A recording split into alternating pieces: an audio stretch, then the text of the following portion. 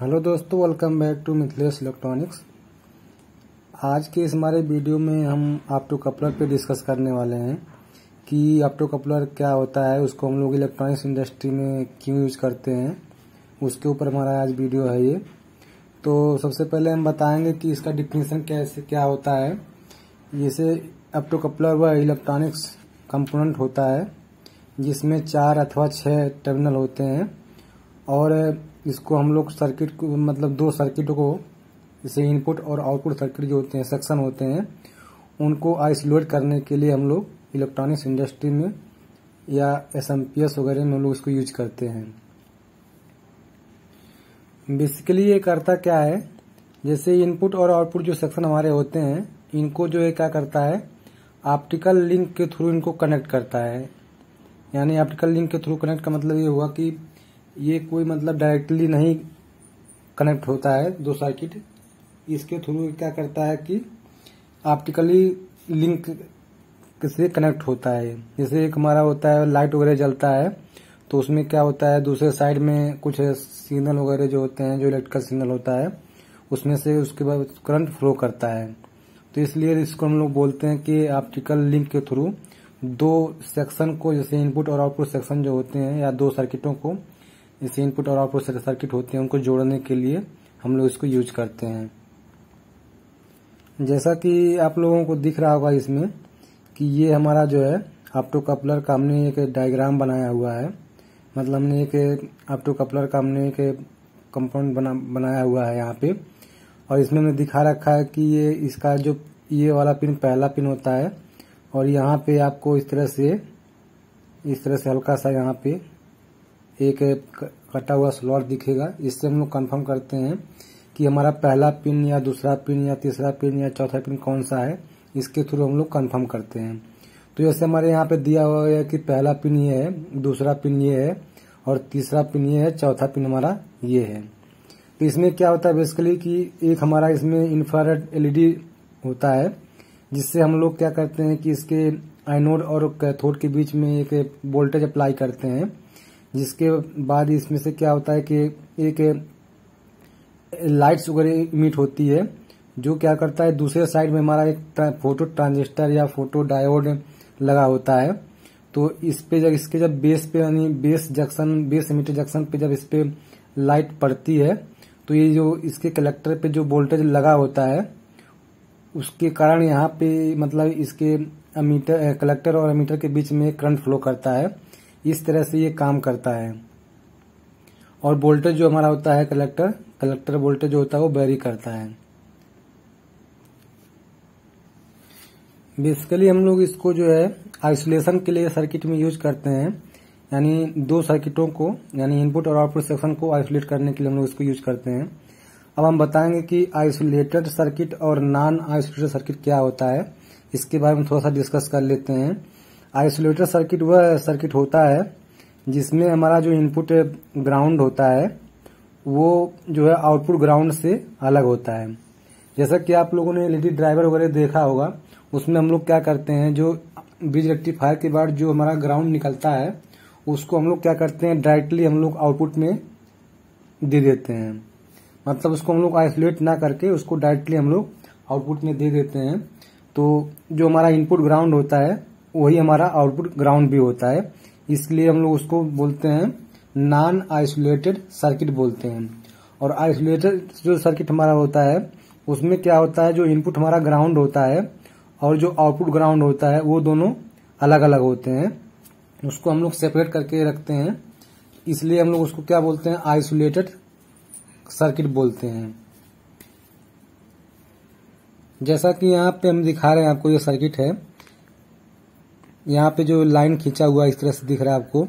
इधर आपका जो हॉट साइड है और इधर आपका कोल्ड साइड है। तो हॉट साइड में क्या होता है, इधर जो होता है वोल्टेज वगैरह थोड़ा हाई होता है। इधर अगर हम लोग छूते हैं तो करंट लगने का हमको डर रहता है, और अगर इधर हम टच करेंगे तो उतना हमको शॉक लगने का डर नहीं रहता, क्योंकि इधर वोल्टेज जो होता है थोड़ा लो वोल्टेज होता है, और इधर जो होता है इधर वोल्टेज हाई होता है। इसलिए हम लोग उसको हॉट साइड बोलते हैं। और जिधर वोल्टेज लो होता है उधर हम लोग बोलते हैं कोल्ड साइड बोलते हैं, या इधर वोल्टेज जो होता है वो लो होता है। तो इसलिए हमें थोड़ा शॉक लगने का डर नहीं रहता है। और जो हमारा जो नॉन आइसोलेटेड जो सर्किट होती है उसमें क्या होता है, जो हमारा इनपुट ग्राउंड होता है, जैसे यहाँ पे हम दिखा रहे हैं आपको, जहाँ हम लोग वोल्टेज अप्लाई करते हैं इनपुट वोल्टेज, उसका जो ग्राउंड होता है उसी को हम लोग क्या करते हैं आउटपुट में भी उसी को हम लोग दे देते हैं, यानी उसको हम लोग आइसोलेट नहीं करते हैं। वही जो इनपुट में हमारा ग्राउंड होता है वही हमारा आउटपुट में भी ग्राउंड हो जाता है। तो दोनों का जो ग्राउंड होता है सेम वोल्टेज हो जाता है। इसके लिए हम लोग उसको इसीलिए हम लोग बोलते हैं नॉन आइसोलेटेड सर्किट उसको बोलते हैं। और जो इसमें इनपुट ग्राउंड और आउटपुट ग्राउंड जो अलग अलग होते हैं, वोल्टेज लेवल उनका अलग अलग होता है, इसलिए हम लोग उसको आइसोलेटेड सर्किट बोलते हैं। अब अगर इसके हम टाइप्स की अगर हम बात करें कि ऑप्टो कपलर जो हमारा कितने टाइप्स का होता है, तो ऑप्टो कपलर हमारा मुख्य रूप से 4 तरह का होता है। इसका नाम अगर हम बताएं तो एक तरह का हमारा फोटो ट्रांजिस्टर टाइप का होता है ऑप्टो कपलर। दूसरा जो होता है फोटो डायोड टाइप होता है ऑप्टो कपलर। और जो तीसरा होता है फोटो एससीआर टाइप का होता है। और जो चौथा होता है फोटो ट्रायक टाइप का होता है ऑप्टो कपलर। जो तीसरा होता है ये हमारा फोटो डार्लिंगटन टाइप का ऑप्टो कपलर होता है। इसके बाद हम थोड़ा सा डिटेल में बताएंगे कि फोटो ट्रांजिस्टर किसको हम लोग बोलते हैं। फोटो ट्रांजिस्टर जो ऑप्टो कपलर होता है उसमें क्या होता है, जो हमारा ये ट्रांजिस्टर यूज किया जाता है, ये फोटो ट्रांजिस्टर इसको हम लोग बोलते हैं। इसमें क्या होता है, बेस पे इसके जो है फोटॉन्स वगैरह पड़ते हैं। जैसे जब लाइट वगैरह इसमें जलती है तो इसके लाइट जो है इसके बेस एमिटर जंक्शन पे पड़ता है, जिसकी वजह से ये कंडक्शन में मोड में आ जाता है और कंडक्ट करने लगता है। ये हमारा होता है फोटो ट्रांजिस्टर होता है। उसके बाद हम देखेंगे जो हमने बताया फोटो डार्लिंगटन टाइप का जो होता है वो भी इसी तरह का होता है। उसके ऊपर जब प्रकाश की किरणें पड़ती है तो भी एक तरह का कंडक्ट करता है। और तीसरा जो हमारा होता है वो हमारा था फोटो एससीआर जो होता है। फोटो एससीआर में देखा होगा कि उसके गेट जो होते हैं, पहला तो हमारा एक एनोड होता है, जैसे इस तरह से बना होता है, ये इस तरह से ये बना होता है। और जैसे हमारा यहाँ पे हम लोग ये गेट टर्मिनल निकाल लेते हैं, ये हमारा एनोड हो जाता है और ये हमारा कैथोड, ये हमारा गेट हो जाता है। तो जैसे यहाँ पे एनोड, कैथोड और गेट है, तो हम लोग एनोड पे क्या करते हैं, कोई वोल्टेज अप्लाई करते हैं और कैथोड को हम लोग ग्राउंड कर देते हैं। तो जब तक गेट पे कोई पल्स वगैरह नहीं आएगा तब तक ये क्या होगा, तब तक ये कंडक्ट नहीं करेगा। इसी तरह से इसमें क्या होता है, इस गेट के जगह पे हम लोग क्या करते हैं, यहाँ पे एक फोटो सेंसिटिव मटेरियल लगा होता है। जैसे जब इस पे कोई फोटोन्स या कोई लाइट वगैरह पड़ता है तो ये क्या करता है, एनोड से कैथोड की तरफ करंट फ्लो करता है। इसलिए इसको हम लोग बोलते हैं फोटो एससीआर टाइप का ऑप्टो कपलर हो गया ये। और दूसरा जो चौथा हमारा होता है फोटो ट्रायक टाइप होता है। फोटो ट्रायक भी इसी तरह का होता है। यहाँ पे जो हमने एनोड कैथोड ले रखे हैं, ये हमारा MT1 होता है और ये हमारा MT2 होता है और ये गेट हमारा गेट ही होता है।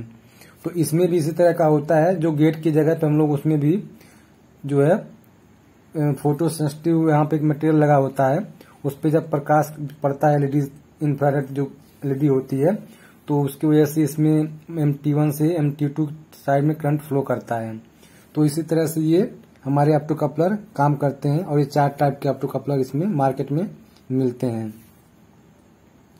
अगर इसके हम एप्लीकेशन वगैरह की बात करें, ऑप्टो कपलर वगैरह कहाँ पे यूज किए जाते हैं, तो ज्यादातर आप देखेंगे जो हमारे AC to DC कन्वर्टर्स वगैरह होते हैं उसमें यूज किए जाते हैं ऑप्टो कपलर वगैरह।